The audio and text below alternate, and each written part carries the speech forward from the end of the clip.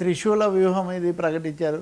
షణ్ముఖ వ్యూహం నుంచి త్రిశూల వ్యూహం, ఇంకా వైపున విమర్శలు అవి వ్యాఖ్యలు మనమంతా చేస్తున్నప్పటికీ కూడా ఆయన మాత్రం నా పంథాలో నేను ఇప్పుడు చాలా చెప్పుకోదగిన ఘన విజయమే సాధించాము. 100% స్ట్రైక్ రేట్లో ఉన్నాము. ఈ 20 సీట్ల నుంచి 60 సీట్లకు వెళ్తాము. త్రిశూల వ్యూహంలో 3 టైమ్స్ అది కూడా ఒకటి ఉంది, చెప్పండి ఒకటి.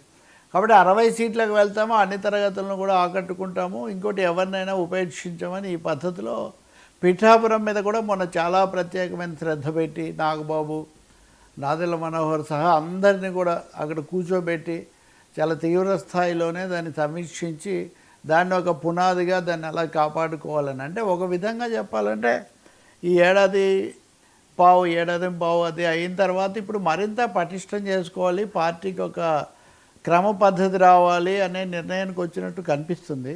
ఈ సినిమాలు పూర్తి చేయడానికి కూడా ఆయన పూర్తిగా ఎట్లాగో నేను ఎవరి దగ్గర డబ్బులు తీసుకోను కాబట్టి నా పార్టీ నడపడానికి నాకు డబ్బు కావాలి, దానికోసం నేను నటిస్తానని చాలా స్పష్టంగా ప్రకటించేసి వేగంగా పూర్తి చేస్తున్నారు వాటిని. అందువల్ల పవన్ కళ్యాణ్ ఎక్స్పెరిమెంట్ ఏమవుతుంది, మొదటిసారిగా ఆయన హీ టేస్టెడ్ ఫస్ట్ సక్సెస్. ఇప్పుడు మొదటిసారిగా తనుగా, అఫ్కోర్స్ 2014లో కూడా ఆయన పొత్తు పెట్టుకున్న కూటమి అధికారంలోకి వచ్చింది, కానీ ఆయన అప్పుడు దూరంగా ఉన్నారు, ఎన్నికల్లో పోటీ చేయలేదు. అంతకుముందు ప్రజారాజ్యం అప్పుడు ఆయన పోటీ చేయలేదు.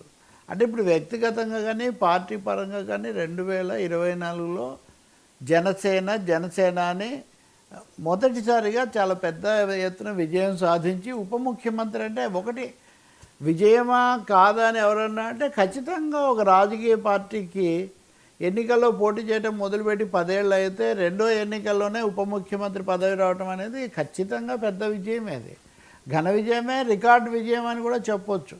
అంటే 2014లో తెలుగుదేశంతో బీజేపీతో మద్దతు ఇవ్వడం తప్ప అప్పుడు ఎన్నికల్లో పోటీ చేయలేదు కాబట్టి మొదటి పోటీ 19 అనుకోవాలి, రెండో పోటీ 24 అనుకోవాలి. కాబట్టి దాదాపు జగన్ రికార్డు ఇది ఒకటి. జగన్ కూడా 2014లో మొదటిసారి పోటీ చేసినప్పుడు ప్రతిపక్ష నాయకుడు అయ్యాడు, సీట్లు ఎక్కువ వచ్చాయి అనుకోండి, ఆఫ్కోర్స్ ఓట్లు కూడా వచ్చాయి. కానీ పవన్ కళ్యాణ్ పొత్తు కింద పెట్టుకొని ఇప్పుడు ముఖ్యమంత్రి ఆయన అండదండగా ఉన్నాడు, స్నేహితుడు లేదా ఆయన వల్లే ఇదైంది అన్నంత పేరు తెచ్చుకున్నాడు. కాబట్టి పవన్ పొలిటికల్ సినిమా 2024లో సూపర్ హిట్ అయింది, ఇంక అందులో ఏమీ రెండో అభిప్రాయం లేదు. ఈ సూపర్ హిట్ని ఎలా నిలబెట్టుకుంటాడు, కలెక్షన్ సస్టైన్ ఎలా చేసుకుంటాడు, ఎందుకంటే మిగిలిన సినిమాలు ఏడాది ఆడితే చాలా గొప్ప, రాజకీయ సినిమా 5 ఏళ్ళు ఆడాల్సి ఉంటుంది.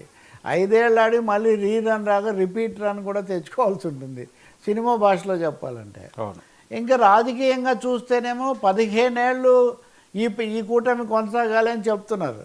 ఈ కూటమి కొనసాగాలంటే కేంద్రంలో బీజేపీని, రాష్ట్రంలో తెలుగుదేశం పార్టీని కూడా చాలా సత్సంబంధాలు పాటిస్తూ కెమిస్ట్రీ కాపాడుకుంటూ వెళ్లాల్సి ఉంటుంది. ఇందులో సనాతన కార్డు తీసుకొని మోదీ కంటే 4 అడుగులు ముందు వెళ్ళిపోయారు.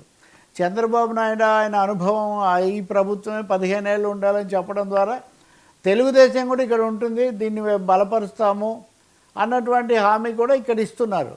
కాబట్టి ఇటు చంద్రబాబును అటు నరేంద్ర మోదీని కూడా పూర్తిగా నేను మొయ్యడానికి అనవచ్చు వ్యతిరేకులు, లేకపోతే ఇంకొకరైతే మద్దతు ఇవ్వడానికి అనవచ్చు, ఏదైనా నేను వీళ్లతోనే ఉంటాను దాదాపు 15 ఏళ్ళు అనేది ఆయన తన కార్యాచరణ ప్రణాళిక ప్రకటించేశాడు. అంటే స్క్రిప్ట్ రెడీ, రాబోయే 2 ఎన్నికలకు కూడా పవన్ కళ్యాణ్ స్క్రిప్ట్ రెడీ, దాదాపు ఇదే ఉండాలి, ఇది ఉంటేనే కానీ నడవదన్నది ఆయన చెప్పేమాట. ఇది మన రాజకీయ వాళ్ళ సమావేశం జరిగినప్పుడు కానీ ఇప్పుడు కానీ లేకపోతే సీఎం అని అరిచే ఆయన అభిమానులకు కొంచెం కష్టంగా ఉండొచ్చు, కానీ ఆయన అయితే మటుకు యాజ్ ఎ రియలిస్ట్గా వాస్తవికవాదిగా 15 ఏళ్ల పాటు కలిసి ప్రయాణించడానికి ఆయన సిద్ధమై ఉన్నాడు. పవన్ కళ్యాణ్ అలా సిద్ధమైతే కనుక బీజేపీ టీడీపీ తప్పకుండా కలుపుకుంటాయి. వాటికి ఈయన క్రేజ్ అనండి, ఈయనకున్నటువంటి జనాభిధరణ ఇవి అలాగే